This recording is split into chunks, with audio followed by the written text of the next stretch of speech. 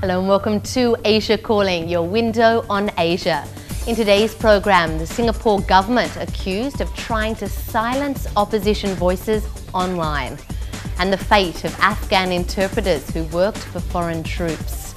Also, former political prisoners in Myanmar struggling to be accepted back into normal life. Welcome to the program. I'm Rebecca Henschke.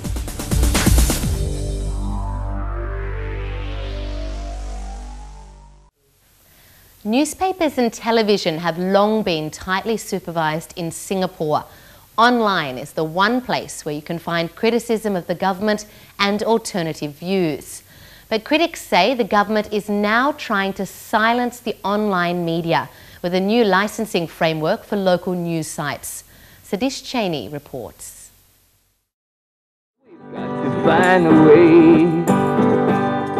Songs of protest fill the air.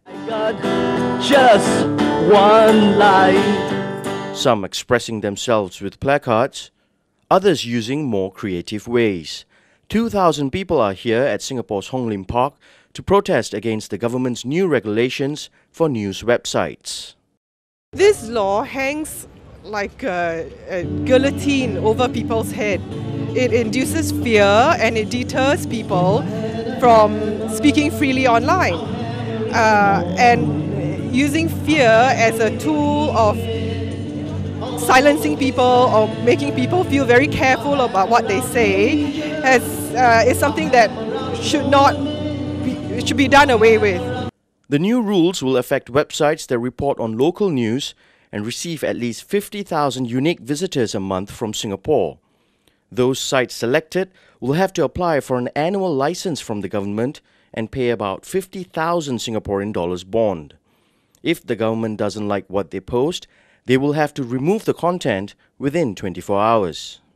10 major commercial news sites have already been asked to apply for a license. All the sites belong to two state-linked media companies. The only exception is US tech giant Yahoo, which has a newsroom in the city-state. However, none of the alternative news websites have been asked to apply for the license, but organizers of the protest feel that the regulations potentially could mean death for their websites.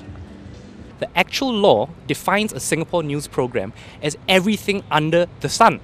So when they say it will apply only to news sites, this cannot give Singaporeans any sort of confidence because the way they frame the legislation catches everyone. And now the threat of regulation is upon every Singaporean who blogs, who writes, who cares about what he consumes on the internet. But the government insists the changes will not affect blogs and personal commentaries.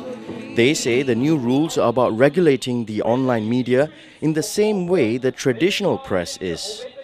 Nothing in the existing regulations today covers blogs, commentaries, even commentators on the online space. So to a certain extent, a lot of these, I suppose, bloggers who have certain fears, at this point there is no need to fear. I mean, given the intent and the light touch the government is committed to the internet space. Mr. Zaki says the regulations are mainly to stop content, such as pornography, as well as sensitive topics dealing with race and religion. It was not that long ago, if you look at Singapore's history, where we had racial riots. And even today, if you look at the region in which we live in, it's a volatile region with respect to if you talk about religion and race. And I think this is where we also want to avoid any religious or racial discourse. So to a certain sense, given how online media could be used because of the virality of news and content, this is an area in which I think we need to be very cautious about. But critics are quick to point out the government's dismal record on free speech. On the Reporters Without Borders press freedom list, Singapore ranks near the bottom of 179 countries in terms of press freedom. Many at this protest believe the changes are an attempt to curtail the non-mainstream media's role in the next general election. But some say the government will not silence dissent online. If they were to force websites that are critical of them politically to shut down, there would be a backlash. Completely. There's no way that they could do that without a political backlash.